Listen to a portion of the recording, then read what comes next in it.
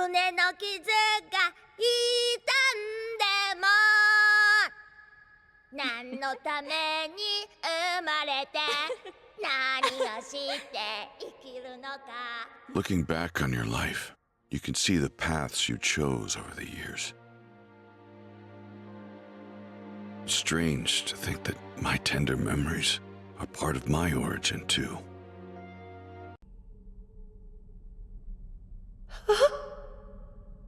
Why are you clothing me? Is this truly not an interrogation, then?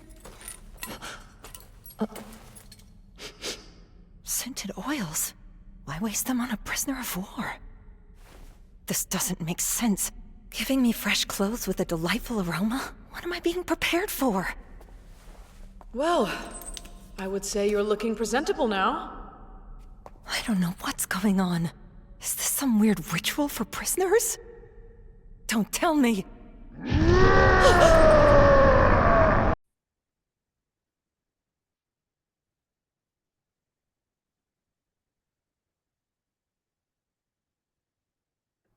Hello! Hey, how are you? Doing well, how are you? Sorry to make you wait. I was setting up things.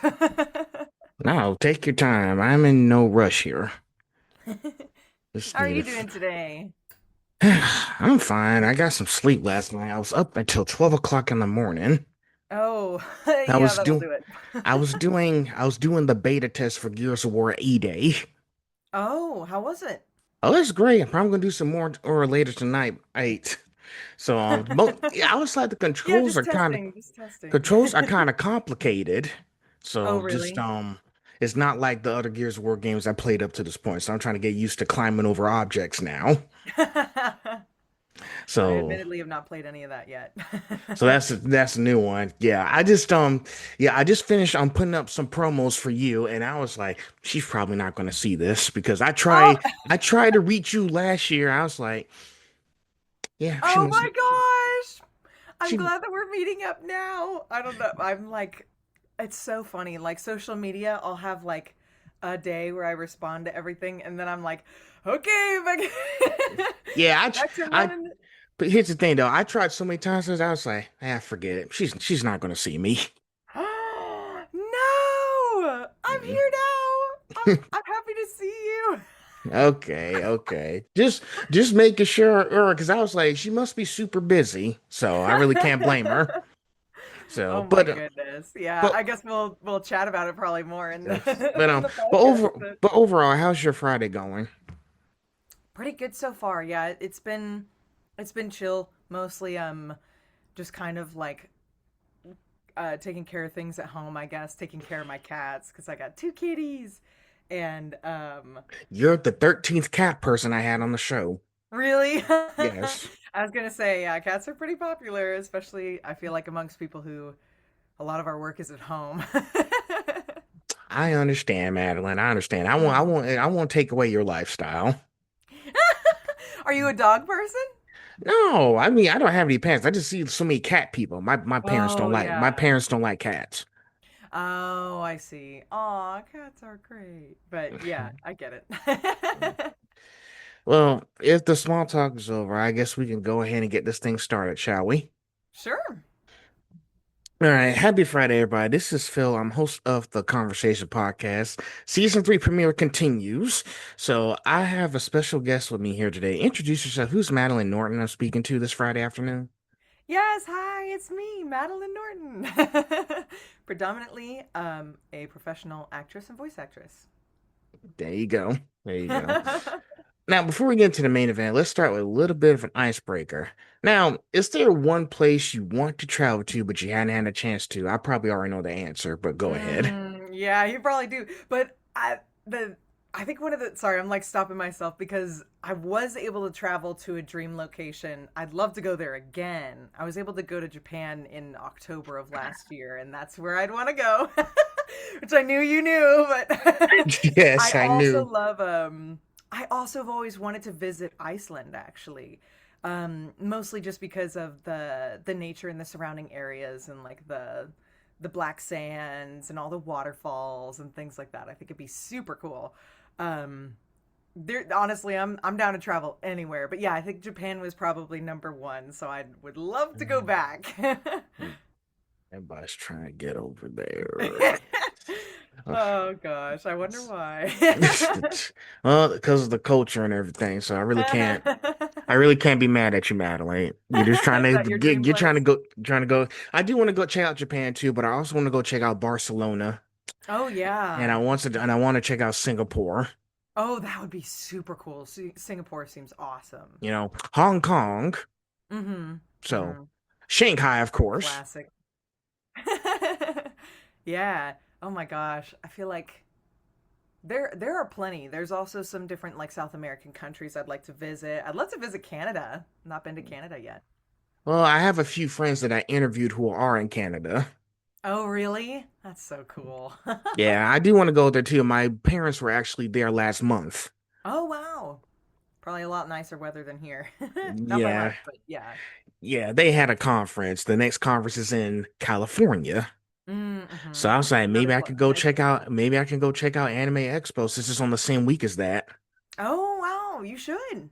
So I was like, I don't see why not. My sister's like, you get defeated so easily. Well, Oh, that's no. because of like I was like, I'm not going because it's expensive, okay? It's expensive. That's why I Yeah. get defeated so Yeah. easily, Madeline. I mean, well, yeah, I think that's a reasonable reason to not be able to go because I think it's probably my reason too. So, well, I hope I get there one of these days. But it's a work Yeah. in progress. Mm-hmm. So just gotta work on the saving money part. Yeah. That stuff. Well, now that the ice is broken, I guess we can get into that. So I have over 20 questions, but the way Ooh. I've done this is just I'm gonna try to combine it into two questions, like two part to three part questions, just to make it go Mm. faster. So Gotcha. I'm trying to do more of that going forward. Mm. So of course, we're always gonna start with the origin story, okay, Madeline? If you're okay with that. Yes. No, but of course. It's it's a fun one, I think. Yeah, I guess I started acting technically at like 6 years old. I was thrown into theater, and my grandmother was also a theater teacher and dance teacher, um, as well as having performed in some stuff herself. So I think there was a little bit of that background where, like my mom and dad were like, okay, we've already got somebody we know who's been involved in like the performing artistic world. So they were kind of throwing me and my younger brother at sort of any hobby, around that age, just seeing what kind of sticks. And theater definitely stuck. So I was doing a lot of theater, um, pretty much like right away. And my brother followed in my footsteps, and so we we were doing like two or three shows at a time as like little kids. And that kind of continued on. Eventually, I think my mom was like, "Oh, they really like this," and she started throwing us into like commercial work and film work, which my brother did a little bit more of than I did, but I did a little bit. And then we eventually got to where we'd auditioned for the Arts Magnet here in Dallas, since that's where I grew up. And we got into that, both of us, in our respective years, I guess. And I do remember, yeah, being like 13, 14 years old, being like, okay, I guess this is gonna be my career path. This is what I'm pursuing.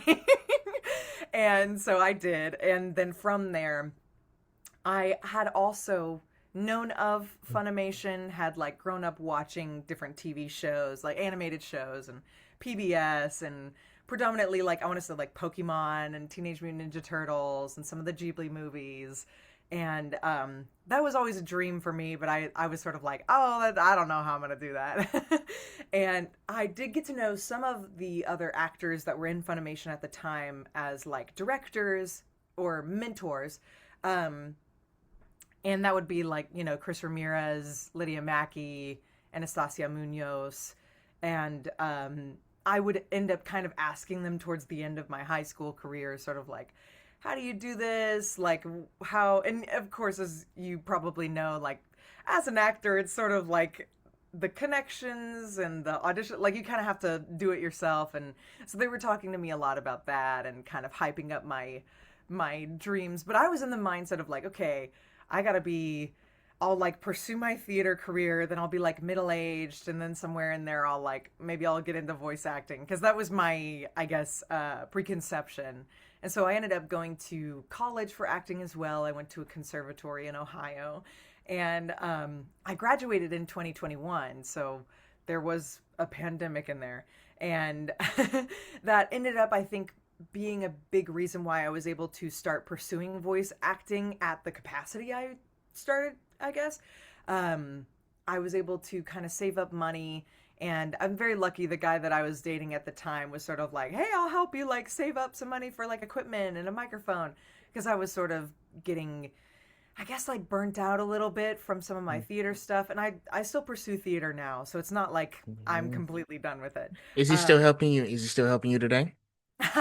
No, we're not. I'm not dating that guy anymore. Oh, okay, But fine. you know what? He was very helpful. We're on good terms. It's all chill. Okay, just, Right? I didn't mean to open old wounds. Oh, not at all, not at all. It is interesting. Yeah, I feel like I personally would have just, the way that I prioritize stuff is like, oh, this is what I have going on most immediately, so I'm going to focus all my attention on that. So I think if I hadn't had somebody kind of like helping me along as well, being like, hey, maybe you should also pursue this thing that you were really interested in pursuing, I probably would have been like, I don't have time for that. I'm busy writing and drawing and acting on the stage or whatever. But yes, I ended up getting my microphone and a little bit of equipment, and I made sort of like a promise to myself that it was right in the transitionary period where I was like finishing up school, and then I had like an online internship, and so I was like, I'm just gonna go home and do that. And so I was like, all right, I'm not gonna tell anybody, but I'm gonna start like working on voiceover stuff for like a straight year. I was like, let me see if I can learn how to audio edit, and maybe get some things under my belt, maybe get some demo stuff. And that's kind of what I did. So even with my parents, I was sort of like, yeah, I'm recording. I would never sort of specify what it was I was doing, but I was learning a lot during that time, and I think really able to apply myself into throwing auditions and stuff out there. Eventually, you know, I had my agent from, I guess, like when I was younger, and very luckily, I guess, because Dallas is an audio hub, which is also why I was like, wow, it's very convenient to move back here. I had gotten a voiceover agent as I transitioned, I guess, into the adult division of my agency, and I'd kind of gotten some Crunchyroll auditions back and forth, but they sort of like solidified that I was submitting to them. And so then eventually, after a few years of auditioning, I got in through auditions, which I've heard is not the case as much anymore. But yeah, that was very like, I don't know. I was kind of geeking out a little bit, and It's I okay to still geek am. out. What'd you say? I say it's okay to geek out. Oh yeah, I'm definitely still geeking out now. I'm always like wanting to go back in and work with all the cool people there as much as I can. But yeah, I think it was so nice because I pretty immediately had a very positive response from the voiceover community, and like I guess the jobs that I was applying for, I had good luck with. And so it was very validating to be like, okay, this seems to be like going well. Let me like keep trying and working on this. And I want to say now, yeah, I predominantly work as a voice actress, but I am also doing professional theater in the area, and working in the the new, I'm laughing because I'm like, I haven't really talked about this much. I'm working at the Universal Resort that's opened here in Dallas most recently as well. So I'm like, I'm kind of trying to do it all if I can, and always stay busy to some capacity. Well, being busy is an opportunity. Listen, any opportunity you have, every day you have a chance to work is a blessing. I So, love working, so. and plus you have to be, you gotta have many hats. Like I said before, with most of you guys on here, you guys have other careers besides voice acting. You know, that's the thing. Like, shoot, like if a show was finished, find something else to do. You Like, got it. until Yeah, something else exactly. comes up. Everything's kind of ephemeral and very touch and go. Yeah. touch and go situations. And guess what? You know, some of y'all are part of like all these like, you know, these organizations, charities kind of thing. You know, y'all got your own studios out there in Dallas and California.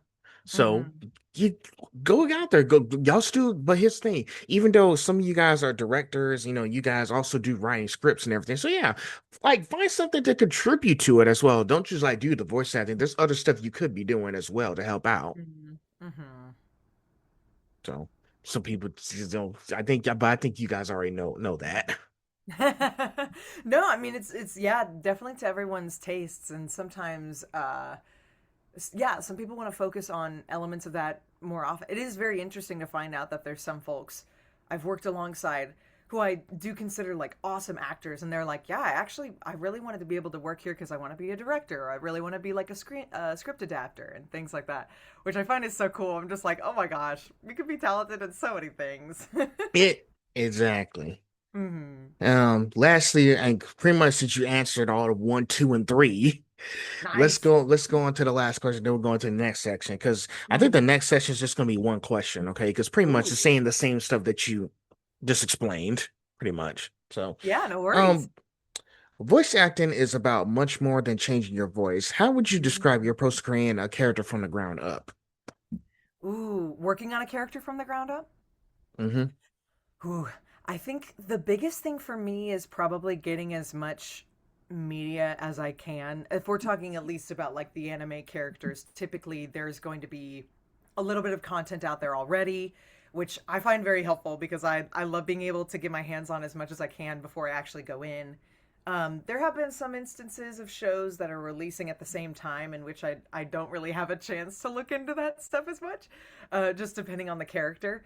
And I know that I could be doing more because I know there's some friends of mine who will take the time to find the manga and like try to catch up and read until they find their character and like analyze through like the actual manga itself, I guess, which sometimes I just don't have time for, though I would love to do that. So sometimes I find just doing the research online, if there's episodes out, I will definitely watch those.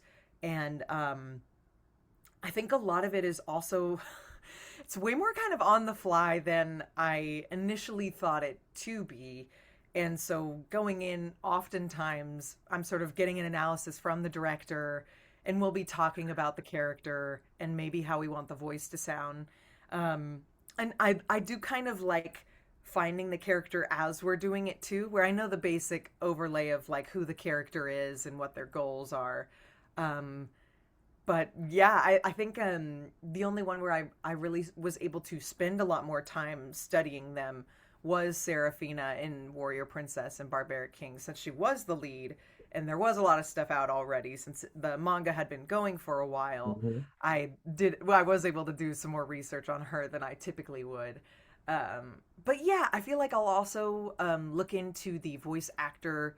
If the audio is already out in the Japanese, I'll look up that person and their like kind of history and the voices that they've done. And yeah, I think ultimately a lot of it outside of that research is kind of figuring out the character when we're in there, since a lot of it is kind of cold reading, which is, it's stressful but also fun. Well, dang, you have tight deadlines. There's not a lot of time to Yeah. research certain characters, and you just like, Yeah. all right, looks like it's chapter time, so we're just gonna have to wing it. And like, and I Sometimes it's said a this much, so many yeah. times, and I said this so many times in the previous episodes. You know, if y'all got time to research, then research. If y'all don't, y'all just do the best y'all can. Definitely, yeah. We unfortunately, I remember that actually. I was sitting in watching Dandadan whenever it was in theaters and they were releasing the first three episodes. And we were watching it in the Japanese. And it was so interesting because they did sort of a behind the scenes overview before we actually watched the episode. Or I guess like the three episode special. And it was just like baffling, but not baffling. It made sense to hear that the Japanese actors were like, we're gonna go out and like read through the whole script. You know, like they get like an overview, or at least in this case they did. And they were like, we went out a couple times to get like coffee with the manga artist and like talk to them about their vision and how they viewed the characters. And then with the director and kind of like working the scenes, whereas way more theatrical in its process, I guess. And I was like, man, I wish that'd be so cool if we got the time to do all that stuff. And so that's why I think I do have, obviously, I have more of an appreciation for what people like me are doing. But I think the more that I've learned about the process, the more involved I've been in the process. I'm still like baffled sometimes at how much people can throw into their characters and how much they can give towards the role with as little notice as they have. And so I guess I just have more of an appreciation for that, and it definitely makes me want to like work harder and do that kind of stuff, either on the sidelines if I can, or maybe collaborate more with people to get more of like get deeper into those characters. Wait, sometimes you got to go through the pressures to get more opportunities, right? Yeah. That's the trick to it. So it doesn't really phase you as much these days, does it? Not nearly as much. I think I'll definitely still get nervous if it's with a director I haven't worked with before, or on maybe a larger property that I've not worked on before. And I think that's where some of those nerves come in now. And I always want to do a good job. I've got a little bit of the perfectionist syndrome, so I always want to like do the best that I can, which is not a problem. I think it's not a bad thing within reason. But yeah, I think those are the times I'll get nervous, or if I really care about the media, like I've consumed it already, or I've been a fan of it before, and then I'm going in, I'm like, I want to do a good job. But other than that, yeah, I do feel like it's becoming kind of second nature. I feel a lot more acclimated to hopping in. Well, hey, once you get used to it, doesn't phase you no more. So Yeah. you get it. So all right, we're on to the next one, the art behind the performance. This is gonna be like a one question, okay? Ooh. Now, you've worked across action, fantasy, romance, and slice of life stories. Now, how do you shift your mindset between genres while still making every character feel authentic? Ooh, that's a good question. I was gonna say it's so funny because I feel like with some of the very over the top shows, it doesn't feel as authentic, and yet I'm like, I do feel more enveloped in the character sometimes because I come from a predominantly comedic background, and so that's where I feel like I thrive, sort of with the zany, silly characters. That's a good question. I definitely like all of those, and some of the shows definitely have a little bit more elements of those genres than others. I think, at least with the slice of life and the fantasy, I do think a lot of the theater background helps with that.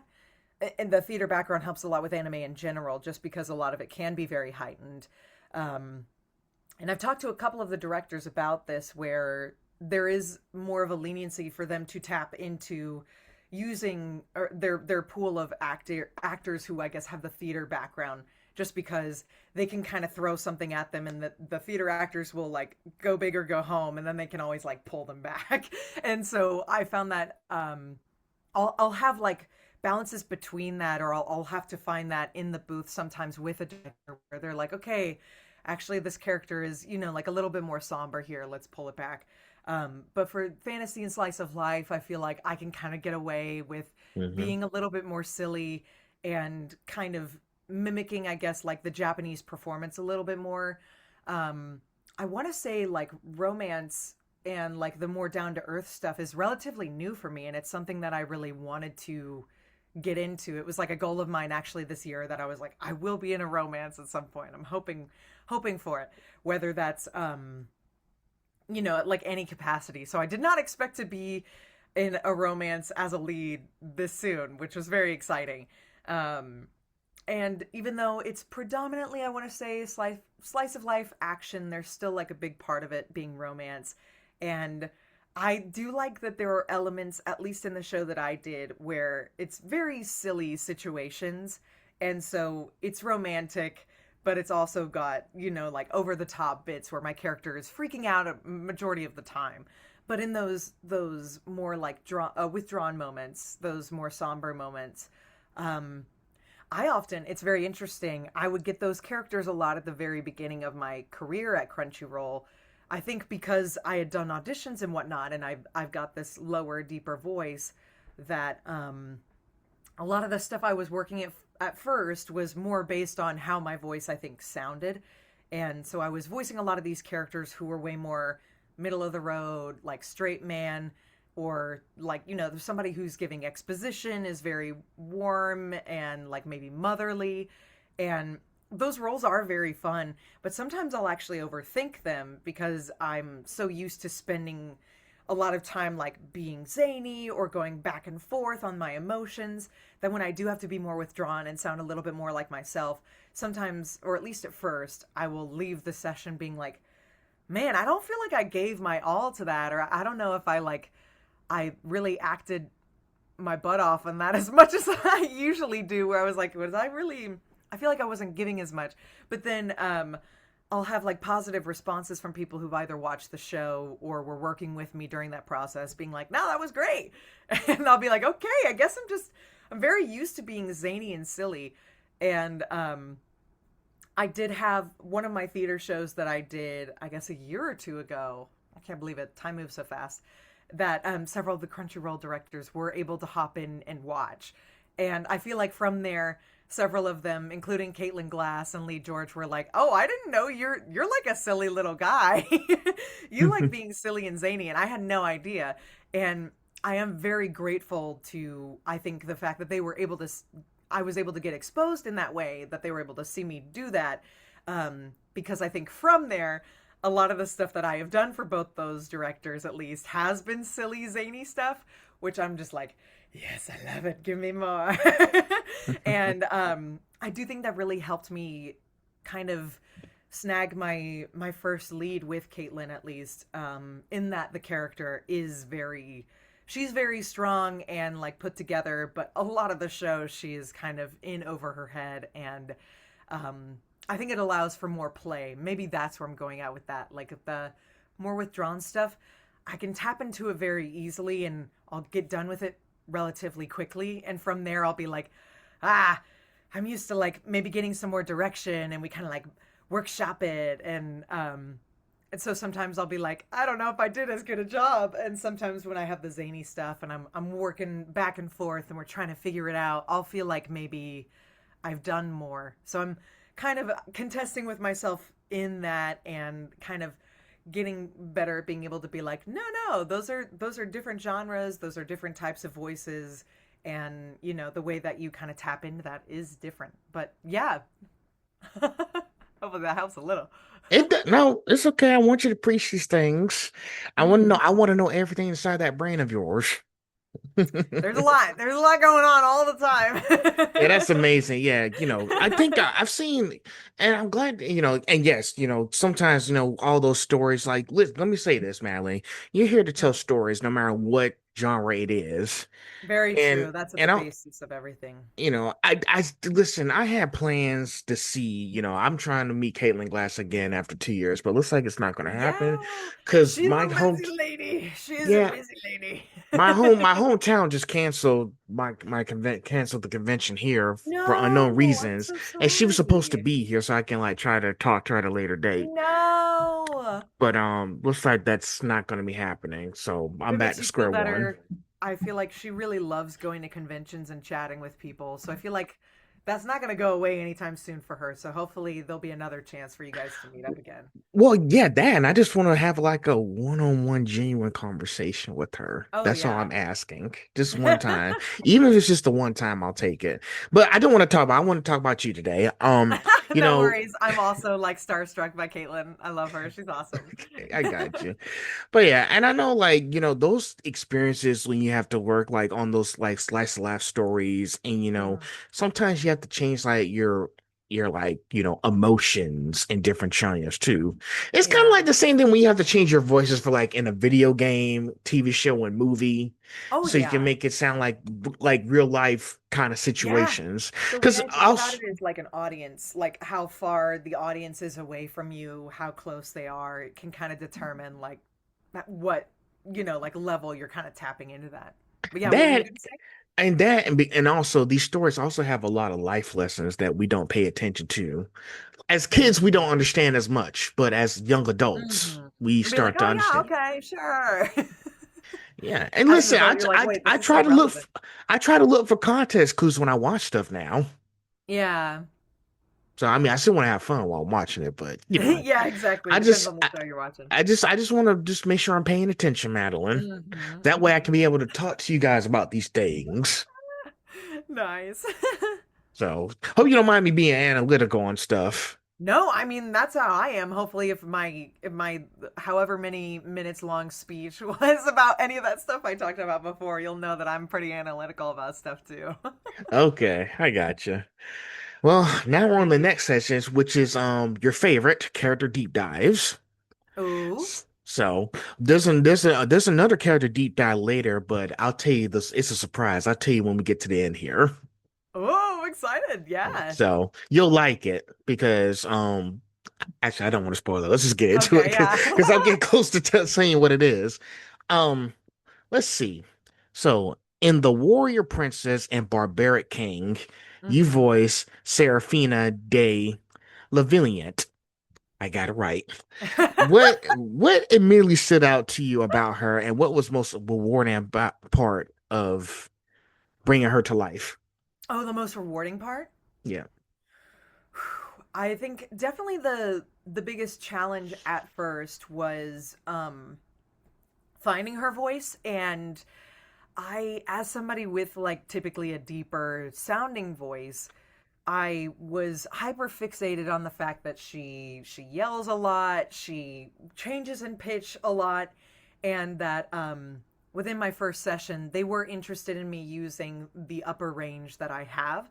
And so I definitely had worked on, for I want to say these last couple of years that I've been doing Crunchyroll, just kind of focusing on how to heighten my range, I guess, and sound at least more believable in that. So working on all the different elements, but the stuff that I was working on internally, like myself, was how I could believably touch on those higher notes, I guess, sound a little bit maybe younger.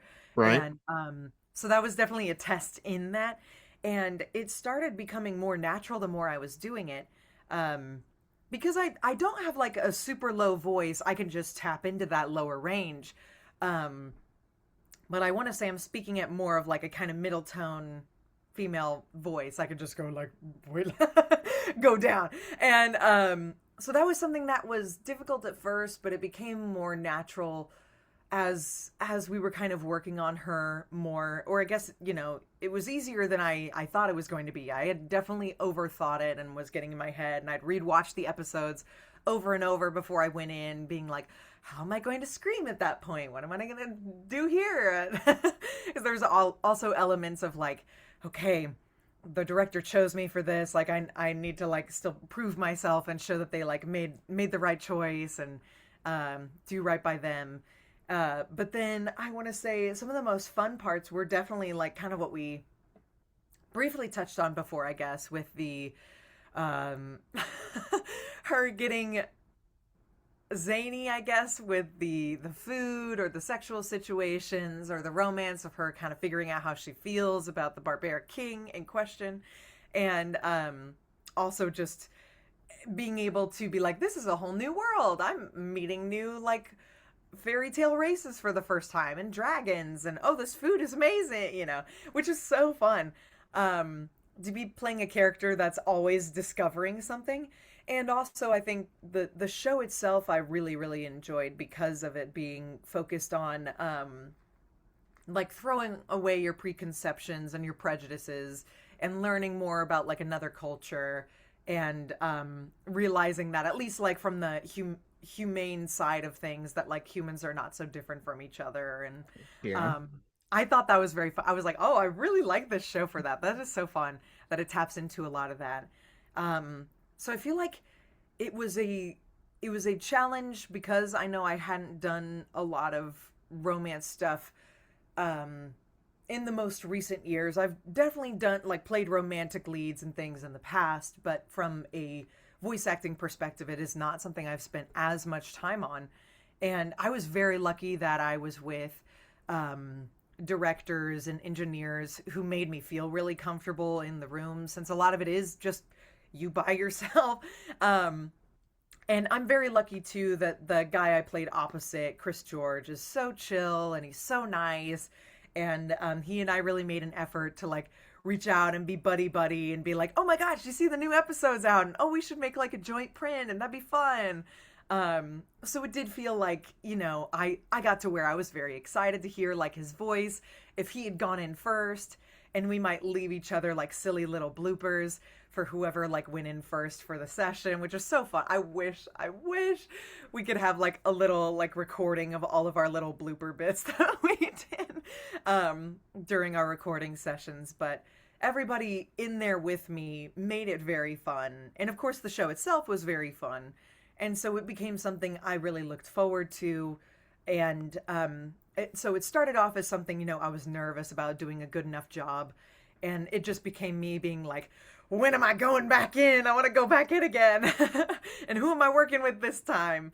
And I would tell people it was sort of like the grass is always greener in a good way, where the more and more time that I have gotten to spend inside of Crunchyroll working, the more that I want. And so I was like, oh my gosh, I got really spoiled playing this lead who's like thinking and talking all the time because I'm going in often. And then being away from that, being like, okay, taking a breather. I'm like, man, I got really lucky getting to do that so often. I can't wait for the next chance to do that. But I feel like that role especially was such an awesome one to have as like a first lead, just because she had all those layers and she was so silly and fun to watch, and the show was very enjoyable, and the people I worked with were very fun, very talented, and they helped make me feel safe and comfortable, and we had fun in the booth. So I'm very lucky. Well, if you're not comfortable, then the show's not gonna be good. Exactly. And plus, we need Exactly. all those layers inside of a character like that. We want to explore all our personalities. I've seen a few clips of the show. I think it's very interesting. So it's really It is good. so silly. It is so over the top. And so I might need to go back and watch for real. I'm just adding stuff to my Yeah. watch list to check out.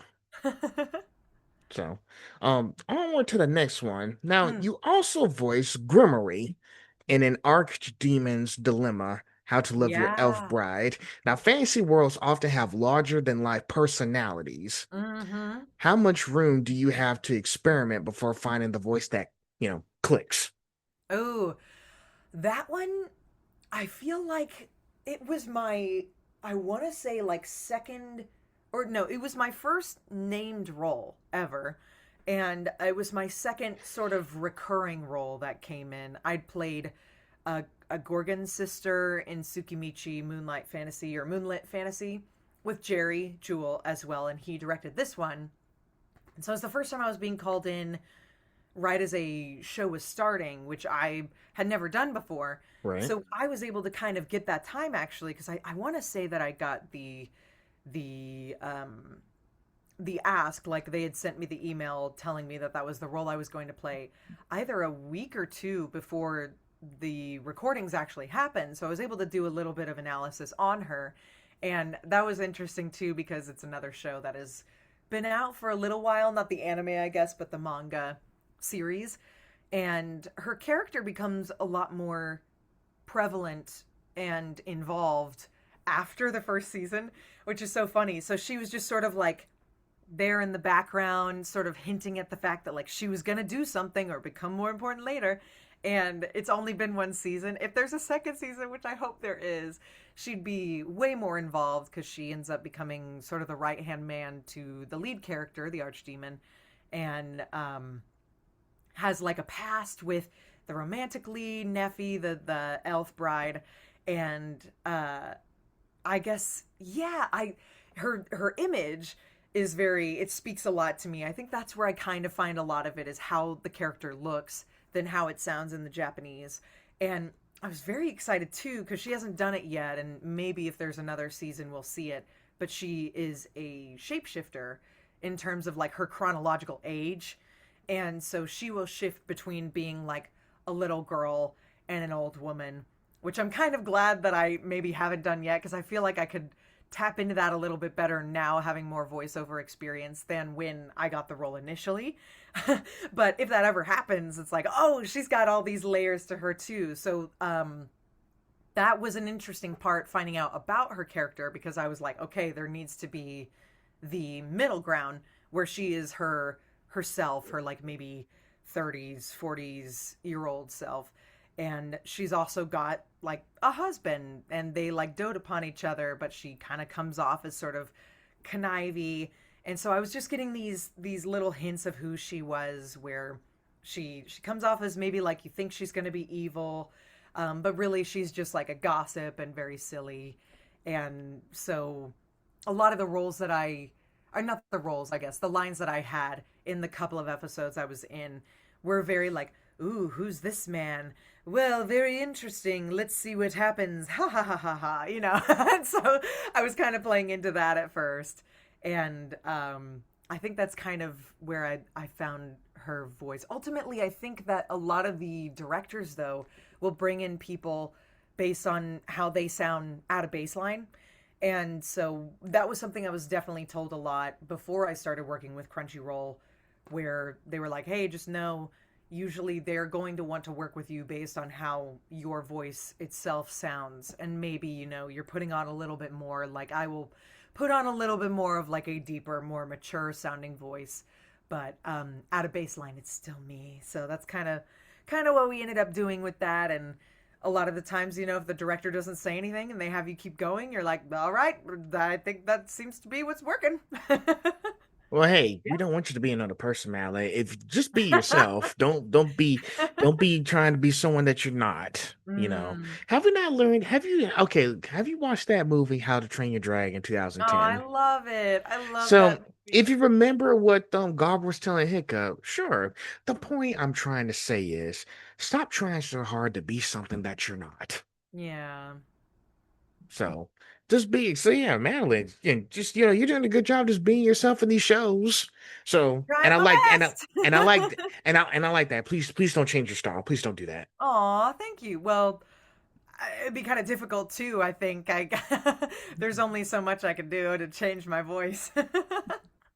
Well, hey, it's working. So last question, and then we'll be on to the secret section, okay? Because Ooh, I yeah. want to throw in a little game for you to figure out, okay? Ooh, I love Okay. games.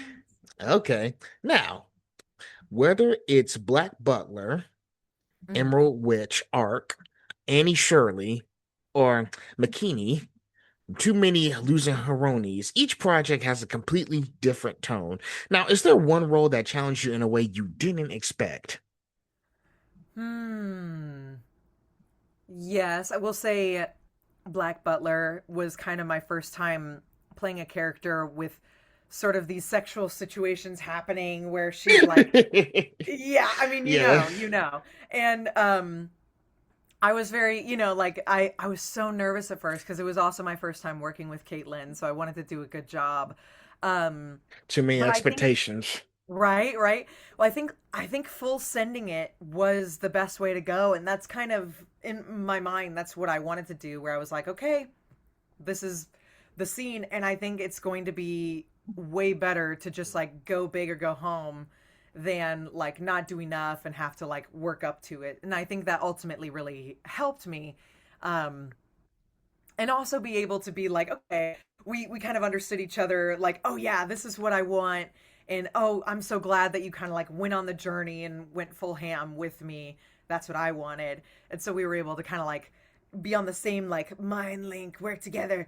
And then what'd you say, Aunt Shirley was way more like laid back, not like laid back like it was easy, but the performances were way more down to earth. It was a lot more realistic acting styles, way more almost kind of like on camera work. And I also, that was one where I had been very excited, really hopeful that I could be a part of that process. I guess like being in the show, because I had like read it when I was younger and I loved the story and I knew it. And that doesn't really happen often, I think, with anime, where it's like, oh, I grew up on this one. Because typically it's like, okay, you grew up on it, it's because you watched the show, it's already out, it's already happened. That doesn't happen very often, that we get like a rendition.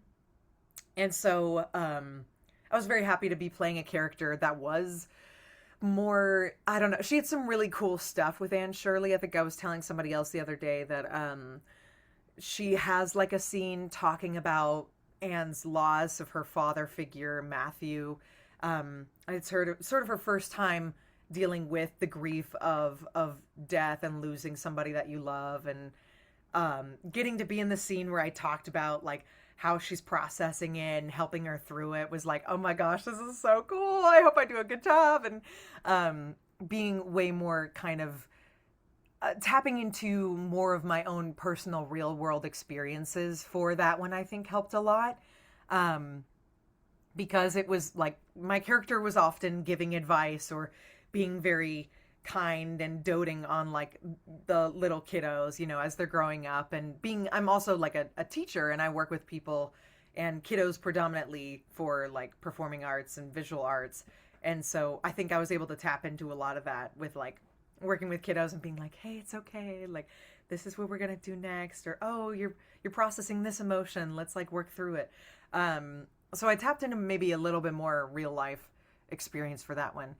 And then, yeah, for Makeine, oh my gosh, that was the first one that I did with Helena, and first time working with her, and also first kind of big recurring role I was not expecting, and it was such an awesome show to be a part of.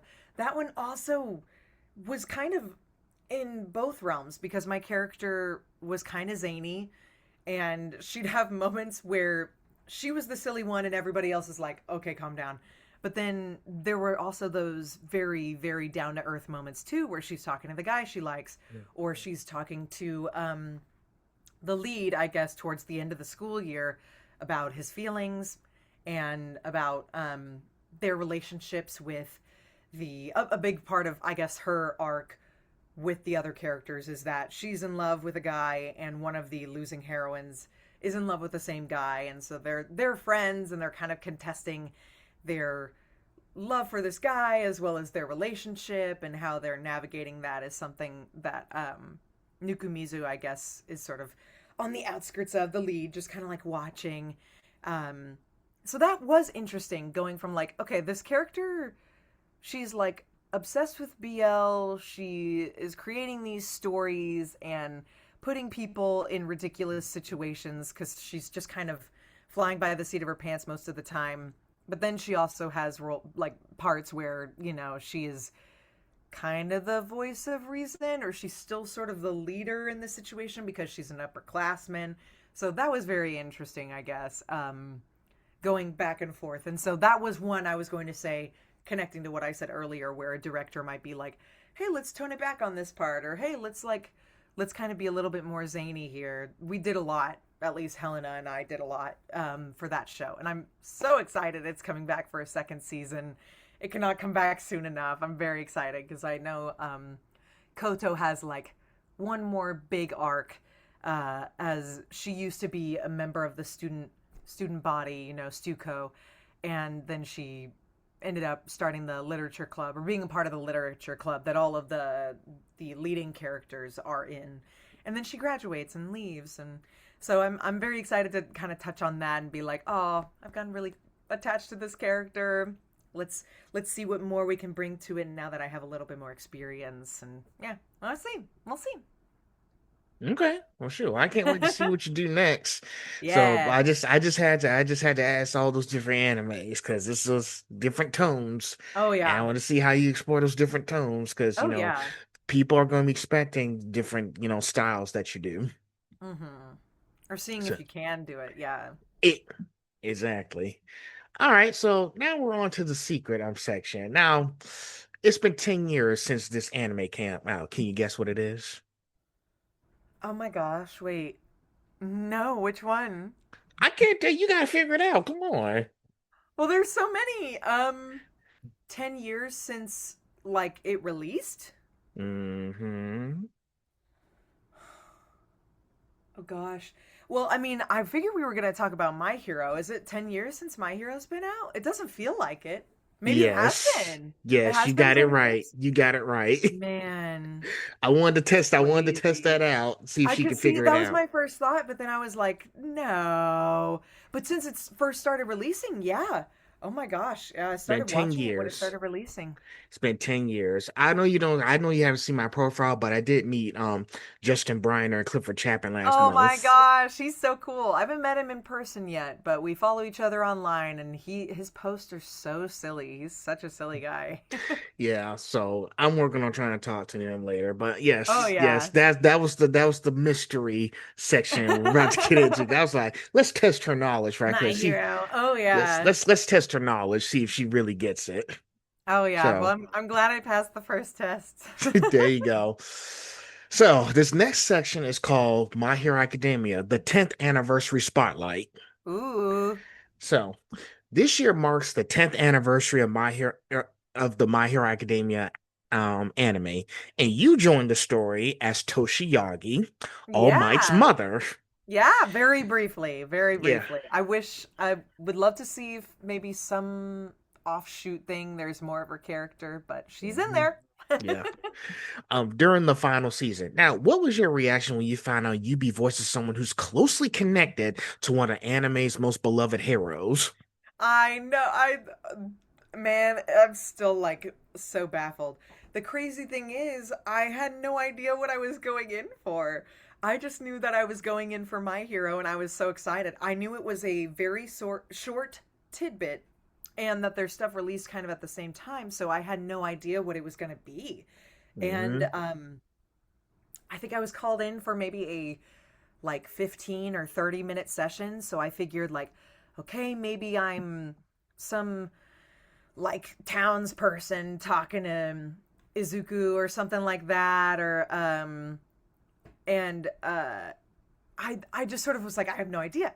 So I went in, and I was actually with Aaron Campbell, who I did a lot of work with in Warrior Princess, Yeah, I and met he's him a two cool years dude. ago, a year ago now. Yeah, he's such a Back in chill dude. 2025. He's so February fun. 2025 is when I met him.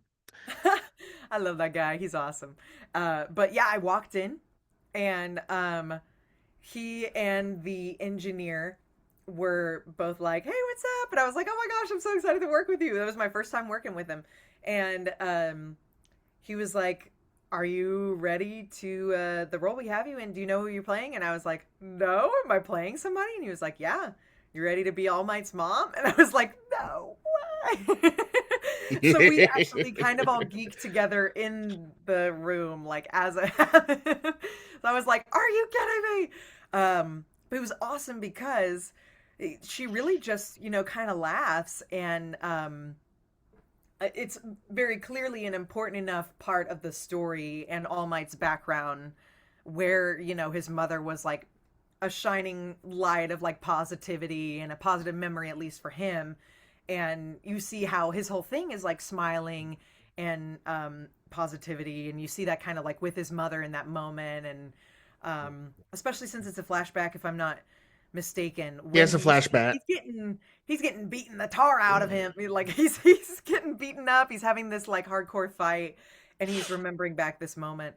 Um, and so it was really cool that like the people that I was in the room with, that I was working with, we were all like smiling and laughing and happy. And then he was like, "All right, could you do some like laughs for me?" And so I was like, "Oh wow, this is so difficult. I have such a hard time smiling and laughing and being joyful." And so it just like came naturally. It was very fun. We did several passes of that, and they were sort of like, "Yeah, there's like a singing segment. We'll see if like we call you in later to maybe you might be singing or something," which was very, nothing in that respect has like happened yet or will happen, as far as I know. But it was very cool to be like, wow, I'm so interested to see what happens here. That is kind of the toss up that you get with voice acting sometimes with dubbing, I guess, where you're like, that could be it for my character. Maybe they'll come in again. Who knows? So it was just sort of like living in the high of the moment of like, wow, I got to go in and do that, and I cannot wait to release it. And it was so cool that the day the episode came out was on my birthday, and so I just made sort of like a birthday post being like, surprise, it's out. But I think it's so funny because I'm like, I really feel like I didn't do anything because I just kind of like laughed and had a good time and that was it. But the character is very influential and predominantly it's because the show itself is so influential. And um, I think the biggest takeaway is getting to be a part of the legacy anime that is My Hero at any capacity is just very, very cool. So I'm just very grateful that I got to do that. Hey, anytime you get an opportunity to work with a franchise like My Hero Academia, I'll take the Mhm. opportunity. If it's not a big one, I'll still take it. Oh yeah, I want to do whatever I'm brought in for. It does not matter, but I especially get nervous and excited and hopeful when those kinds of things arise. That stuff is very cool. Sweet. Well, I enjoyed the episode because All Might was on death's door, Yeah, and we got to see just the backstories. the They have a lot vulnerability. of of emotions and everything. Mhm. So when I watched the scene with his mother, I was like, he was trying to remember how this all began for me. Yeah, So, it's did you so cry? cute. Did you cry? Did you cry a little bit? I definitely have while watching My Hero. Definitely, yeah.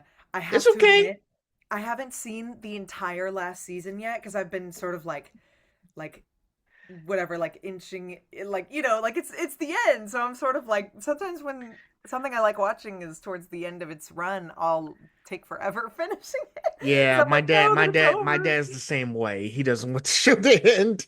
But I was like, but you still Hmm. got the spin-off Vigilantes, and it's Yeah, still a good oh show. yeah, and they're still making like more and the than like the Mm. uh yeah, I guess like it seems like the spin-offs there's other elements that people love about the show that they can maybe like continue on with, vigilantes being one.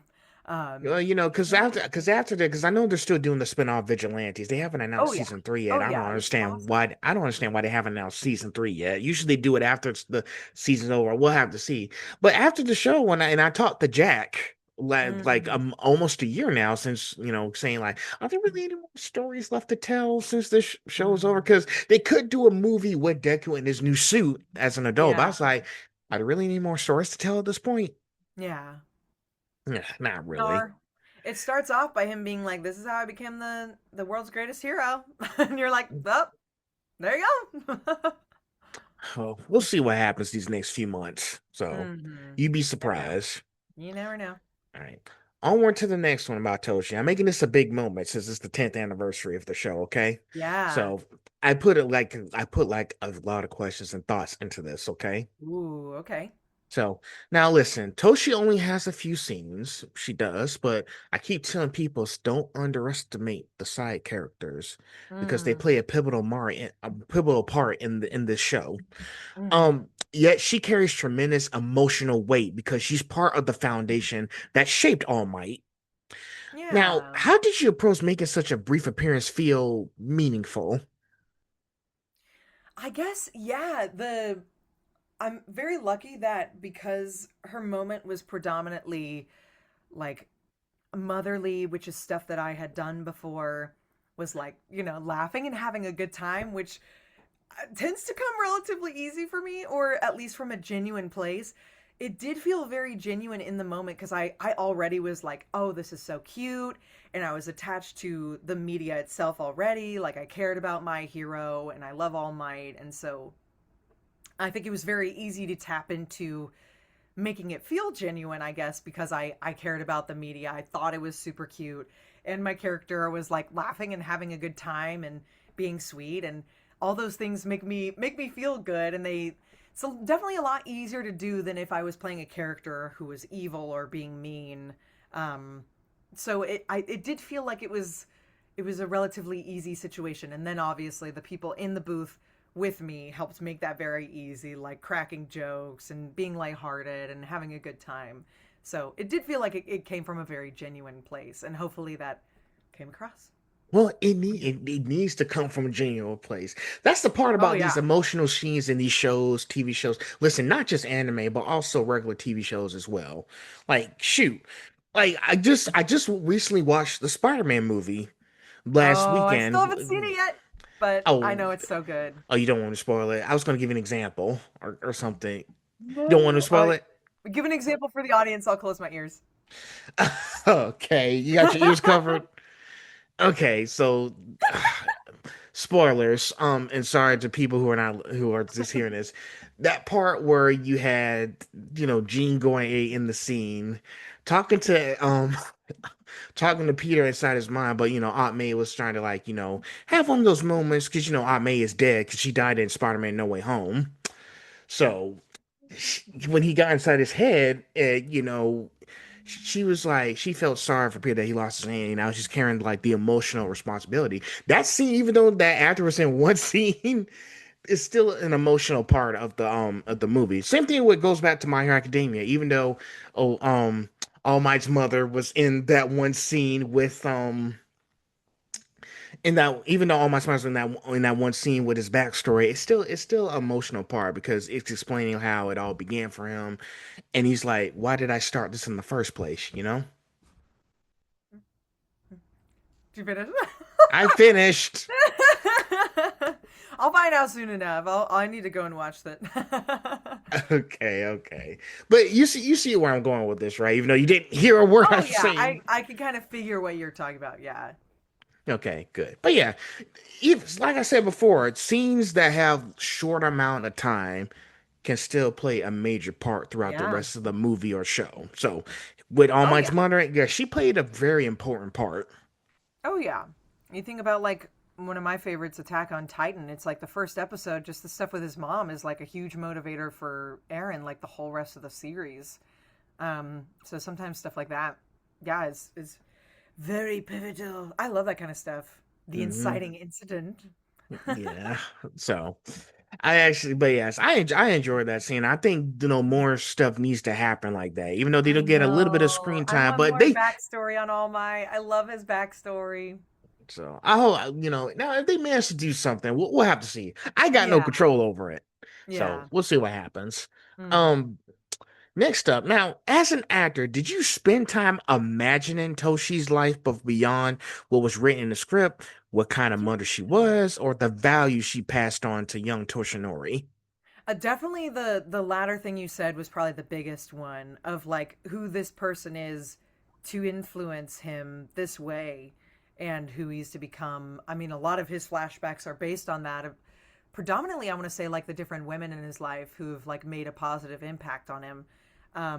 But just in general, um, yeah, I want to say it was interesting and difficult too. Yes, yeah, pretty much we all know about as much about her as that scene. That's kind of it. Um, and I was definitely like intaking whatever media I could of like fan art other people had made and the art that the artist himself had made of both of them for like the release of like one of the mangas, I guess, Yeah, or the episode, where they're like holding each other. It's so cute. And that actually, I feel like there was some fan art out already. I've seen a Um, few. They're really good. there's definitely more out now, but at least with some of the art that was out at the time, it was actually a very good basis of imagining what other kind of moments there might have been with the characters, with like like getting him ready for school or like helping him. Like predominantly, it's been reading the book, and singing together, but there were other moments, I guess, that people would visualize of him like asleep on her shoulder and things like that, where it just kind of like breathed more life into the character of like what their life together might have been like. So I think actually, honestly, the fan art was a very helpful thing in being able to kind of touch into her background. I love it. I love it. Fan art is Mm. awesome. I was gonna ask you, I was gonna ask if you go to conventions. I don't know if you go to conventions these days, Yeah, but I haven't been invited to like an official convention. I've been to signings, but I've been to some conventions as like a guest or a panelist. Yeah. have you had anyone sell any artwork for you to like get printed or have at your table or whatnot? Or Ooh, well, I've definitely commissioned artists to make art of my characters. And I do have one for Toshi because I was like, this is a big enough franchise and the character's recognizable that I was like, I'd really love to have some art of her. And it's a big print too. I would like to get a holographic version of it. So I think that'd be fun. But it's one with let's see. I'll try and see if I can pull it up on my phone because I love how it looks. It's so pretty. Um yeah. Oh, which if you I think I could try to guess before you pull up. Is it the one where it's all white and Toshie's at the bottom, and Toshie's at top, and then All Might's at the bottom, kind of thing, with her hair in the back, kind of thing. Yeah, like there's like sakura blossoms like blowing and Is it that the looks very one? scenic. It is that Yep, one. I got it right. I got it right. See, I told you I would Yeah. figure it out before you pulled it up. Yeah, it looks like this. Yeah, that's the one. That's the one. It's so cute. I love it so much. And the artist is amazing. It's Tama Draws, and she's awesome. But yes, no, I have actually had, I think the last convention I was at as a panelist, I also voiced young Stanley Snyder in Dr. Stone, and it was super fun. There's a couple of people who they really love Stanley. Understandable. I love Stanley too. I'm a big fan, and I'm a little biased, of course, but he's definitely my favorite, I think, in the show so far. And I need to watch more of the show.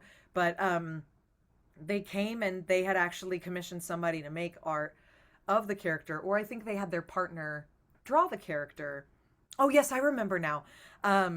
I was doing a bit of a GoFundMe moment for like my kitty cat, just for like vet costs and things like that, and they like helped spread awareness for that, and they were raising the money, and they ended up having an artist actually draw Stanley with like my cat, and so they brought like art of that, and they had me sign it, and they gave me one. And that was so cool. And I was like, can we get a photo? I would love that. And they were like, oh, I guess they were like, I felt like, like, I was worried that I was like too awkward, or that like, I didn't want to like bother you with it. And I was like, are you kidding? I love that stuff. And I was so glad that I got to see them, and we got to take photos together, and we still keep in touch, and hopefully we'll see each other at another convention soon. But I have that art on my wall, and it speaks so much to me. And that stuff is so cool. And I know that plenty of actors have that kind of experience as they get bigger and more well known. So I'm just hoping that if that happens for me, that also happens. Like getting to interact with fans of like the franchise, or the fact that they might like my voice, is just so cool. And I definitely love collecting memorabilia, and if I can get any merch of my own characters, I definitely will. I'm looking forward to it. So Yeah. I can't wait. We got 3 more questions out of the session, and then we'll be at the finale, okay? Woo. Yeah, let's do it. Now, All Might has inspired millions of fans around the world. Now, did portraying the woman who inspired him change the way you personally viewed his character? Ooh. I guess I would say no, because I already had a pretty high opinion and really liked his character.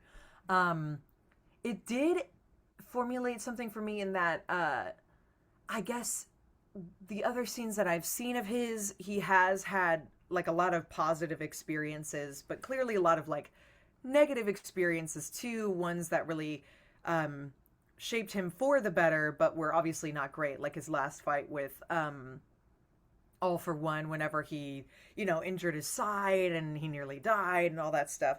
But I guess seeing that experience where I was like, oh, he had a good childhood. And I think that sometimes, at least with like hero origins and things like that, you don't see it as often, because you usually see it as like, oh, they were formed through like trials and like trauma and all this awful stuff happening to them. So you don't see as often how much positive effects can like lead towards somebody being a great person, which I think is why a lot of people really love this show, because of like the positivity and like the connections to people that make somebody a good person and be like a superhero willing to like save other people and care for other people regardless, is really awesome. That's what I really like about this show. And so that was something I think is interesting too, that when initially starting the show, my mindset was like, oh, they're gonna kill off All Might like relatively early, because the hero's journey, and he's a mentor, and Izuku's got to become like stronger or whatever. But I loved, and it kind of, I guess, connected to this, that it was like, no, he's there as a mentor for like a long time, and they have a good relationship, and you think something's gonna happen to All Might, but he makes it through. And I personally really love that. And so seeing something similar where his mother is a positive influence on him, and I guess it's sort of inferred that maybe she passes away at some point in time, but it's never like my mom died and so I went to, like avenge her death or whatever, where it's like, no, here's a really sweet memory. And I think that's kind of great. And I think ultimately, in a way, hopefully more realistic, where, you'd hopefully tie on to a lot of people having like good experiences over time outweighing the bad, things like that, or maybe it's just a positive spin on it. But yeah, So pretty much it didn't change your perspective at all. You already knew who he I was knew who he throughout the was. It series. made him feel So more fleshed out, and I thought it was very sweet. Yeah. okay. So I just wanted to challenge that because I know, this is your first time voicing a character related to him. And I Yeah. just wanted to ask that specific because I was like, did it kind of change her person to change her perspective on seeing All Might a little bit? But you Mm, already knew who he was in the mm, beginning. mhm. Since we first saw him in the first episode, I mean, I Yeah. was only 16 years old when it first came out, so I Oh, mean, yeah. so I watched some of it in college, and I watched the first season in one day, and then I watched the second season the second day. And that was when only those two seasons were out already. I That's how much gotcha. I was like, I gotta show everybody. And so I definitely got a lot of other people hooked on anime through that show. So it's um I think I posted about that too, of like, this is just very full circle moment where I get to play an influential character at the end of the series who plays a big role on somebody who's very influential at the beginning of the series, just, and that was a very influential thing for me, where I was like finally getting back into watching anime again, because I'd seen a little when I was younger, and then I had seen like Death Note and Attack on Titan in high school, but starting My Hero in college was where I was like, okay, I want to watch more anime like all the time. And I want to do this more because obviously the voice acting was something that was very influential for me too. So yeah, that's that's I think if I amazing. hadn't, I wouldn't have had that connection of like how important the character was, but I think it meant that much more to me because I had been connected from like the beginning of the show. If you would have told me 10 years ago that I would be into the show, I wouldn't believe myself. But now Like that 10 we years made later. and now we made it to 10 years later, and I just met the Yeah, main voices at GalaxyCon last month.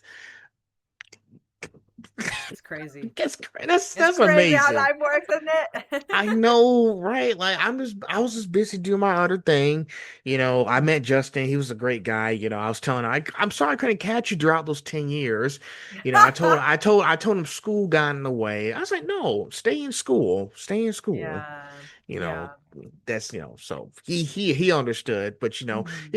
and guess what? I hope You're to be a here. part of something with that kind of legacy, be a part of a show that will like kind of continue on. That's like another goal I think at some point, to be a Mhm. character in a show that like is kind of like a legacy anime. You never know. You never know. So that stuff like that is still happening. It'll happen. Listen, I think it'll happen for you, Madeline. Just keep Yeah, going. we'll see. So, next question. Two questions left. Now, if Toshi could see everything Toshinori accomplished from becoming the symbol of peace to passing his legacy on to Deku, what do you think she'd be most proud of? Aw. Definitely all of it. I don't know. I mean, she'd definitely be proud of her son. Um, I think if she's supposed to be anything like him, which is kind of what is inferred by what we Hmm. see from her, um, I think that she would be very happy about like the legacy of things as well, of how All Might was able to make an impact on other people. And I think honestly, I'm not a mother. I think I would definitely have more to say on this if I was a mother with a child. But You would be a I great think, mother. aw, thank you. I mean, I definitely teach kiddos, so I've got like an adjacent experience. But I was going to say, as somebody who does teach kids and sees the sometimes long term effect of how them finding their passions or them becoming who they are, um, I guess like seeing that happen to some extent as you're teaching, or knowing that you're like making a change in someone's life, is really really cool.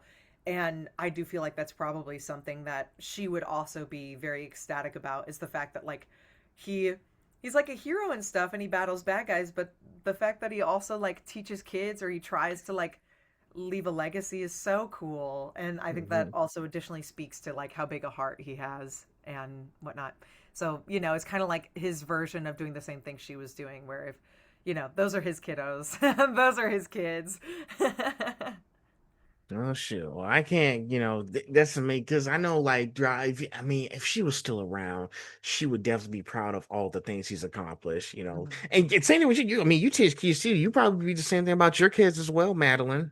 So Yeah, basic I would stuff. definitely, yeah, if I had any kids, I would be that way. And I mean, the kids that I teach, absolutely, yeah. Yeah. Hey, listen. As long as you teach, listen, I work with kids too, so Oh, I'm nice. trying to help them with their stuff, getting ready for school and everything. So Oh, they can be a cool. little funny and crafty, but they're doing their thing. But yes, I Mhm. think the best thing to do is, like, we try to inspire them to do the right thing. And Toshi is definitely the woman who taught All Might to, just be happy and make sure you're doing the right thing. Mhm. Mhm. So uh it's make me emotional. I know. It's So, so sweet. Man, I gotta so, watch the last season, I guess, today. Dang. oh boy. Well, last question, then we'll be at the finale about the final season, okay? Now, since My Hero Academia has reached such an incredible milestone, what do you think has made the series resonate with fans around the world for an entire decade? Mm. I think it connects back to kind of that stuff I was saying of like the positive influence a lot of people see with heroes, which I think also kind of connects to Spider-Man, since a lot of that is similar, where like regardless of the hardship, it's that way with a lot of superheroes, not just Spider-Man. I think I just think of that since those are relevant and they kind of have similar themes and things like that going on.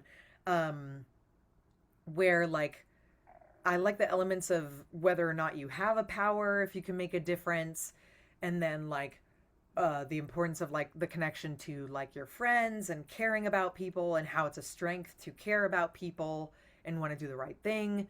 Um, and I think a big thing about like Izuku dealing with some of the bullying that he experiences a lot at the beginning with Bakugo, and how he's able to like shape that, and you end up seeing that a lot with the villains too. I love sort of like villain redemption arc type stuff, even if in some cases it's a little too late. And this series focuses a lot on that with not only like the League of Villains, like the underlings under Shigaraki and things like that, but then Shigaraki himself. And when you learn the backstory behind All for One and One for All. So I always really love stuff like that where it delves into like everyone's humanity and how it's like it's very difficult to be like courageous and kind to other people, that it's a strength to be kind. Um, and that it's way harder and way easier to lash out or be mad and either isolate yourself or hurt others. So I think that's the biggest long lasting impact of that show, aside from the voices. Obviously, are like, I think you hear like Bakugo or Midoriya's voice like in 1 second, you know who it is. And it's become such a like stereotype within like the anime community of like hearing that voice and what it means. Um, as well as the animation style. I can't remember his name, but at least the guy who worked on a lot of the fight sequences and like the movies and things like that. That style was very influential, and he's worked on a lot of other projects since, like with JJK. Um, and I want to say he worked on Soul Eater. I want to say a lot of the Yeah. fight sequences for Soul Eater. There's like the sort of like cubic destruction of stuff and the way that the characters move. Yeah, there's That was been a very lot of cubes influential. and everything. I was Yeah, like, yeah. every fight scene I've seen in those movies, especially when they get into like the Battle of Fate scenes, like, climactic battle stuff. Why Mhm. is they are so obsessed with cubes? It looks And really cool. I know it's supposed to be like a Plush Ultra thing, but Mhm, you couldn't mhm. choose any other shapes than that. I don't know. I don't know. But yeah, so there's those elements were very influential too, but at least from the story perspective, that's what I was thinking about. Like it's hard to be kind, and when you are, at the kind of impact you can make. Understood. Well, I don't agree with it, but hey, as long as the movie's perfect, I'm here for it. That's all that matters. Like, listen, if it's not broken, don't fix it. Hmm. And yes, My Hero Academia has been like an inspiration to all of us. Pretty much, it's not all about just one person, it's about what everyone else can do as well. Hmm. Hmm. So, and I think that show's proved more than enough to us throughout these 10 years. Hmm. So, now we're at the finale. Before we conclude this, are you enjoying our discussion up to this point? Yeah, of course. It's fun stuff to talk about too. Okay. So, as your career continues to grow, is there a dream role or even a dream franchise that you love the opportunity to be a part of one day? We were talking about that, I think, the other day, like a friend of mine, and I think some goals are like, yeah, being able to be in more romances would be cool. Being in a shonen, because I haven't really had a lot of experience being in like an action-based shonen would be super cool. Mm. One another legacy anime is One Piece. I would be so honored to be in One Piece at some point. I think I that'd be don't think super it's going to end cool. anytime soon. I'm right. Like at least Mm. at least it's not one that I'm too worried like pressed for time on. um well, being in that would be super cool. And I think just in general, being in a show that like has that kind of leaping off point, like if you think about Demon Slayer or Jujutsu Kaisen or Blue Lock or My Hero, where like something even recently that just gains a huge following and people love it so much. That kind of stuff is so cool. And you kind of never know. Sometimes you do know. Um, like I remember with Chainsaw Man, we were all talking for a while before the anime came out about how like, okay, once it comes out, like everybody's gonna be obsessed with it. So sometimes you know, and sometimes you don't. So I think it'd be fun to be a part of one of those kind of shows.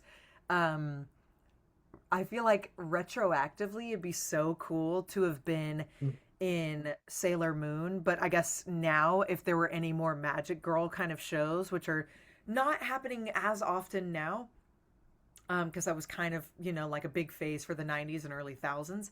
That would be another dream. I think being a Magic Girl would be super cool.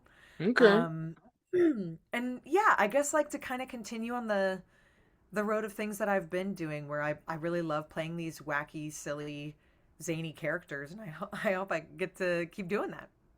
Okay. Well, Maybe sure. characters with accents, like being in Witch Hat or something like that. I talked to somebody else about that recently, where I was like, oh my gosh, the accent work in Witch Hat is so cool, aside from the animation and the story. So that would be another thing that would be super cool to be part of, or just a show where I get to do more accents in general. Well, that's going to be fun to see. And listen, the pop culture stuff is not going to stop. So there's Oh going to yeah. be a lot of opportunities for you out there these next 5 years. Hmm. So I'm rooting for you. I'm rooting for all you guys. Thank you. So, um, now we always end on a reflective note. That's how I do my show here. We always Hmm. end on a reflective note. Now, if you could go back and talk to the Madeleine Norton who was about to step into her very first recording session, what advice would you give her knowing everything you've experienced since then? Oh, I actually haven't been asked that question before. I think got a little flummy there. It's okay. This is the emotions. No,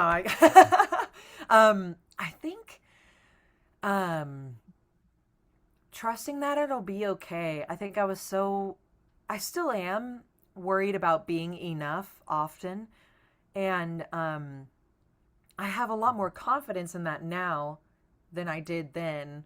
I just felt such a strong need to prove myself, which I think is a good thing. I think it's a good thing to have. Um, but I would kind of psych myself out of I guess like, like being rational about something and having a fun time. So towards the very beginning, I was having fun, but I was mostly just very nervous. And I don't know if I could really sway myself. I think I'd still be nervous. If I could talk to myself back then, I would probably talk about how it really is going to work out.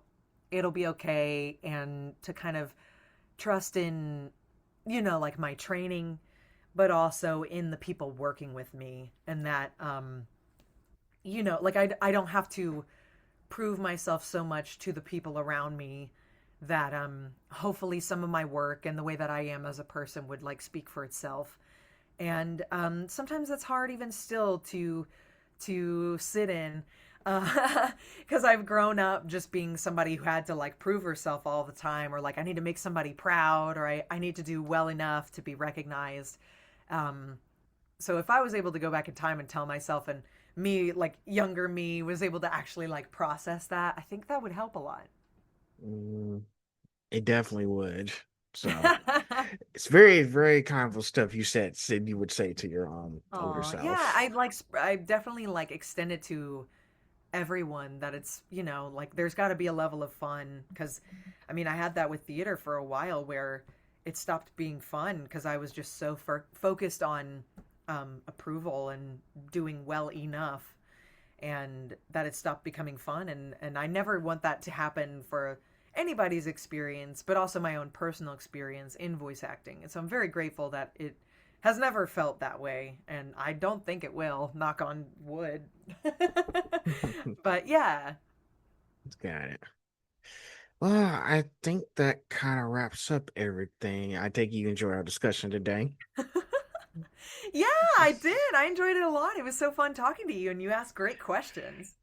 Hey, I come with receipts. If I don't, then why am I here? Mm-hmm, mm-hmm. So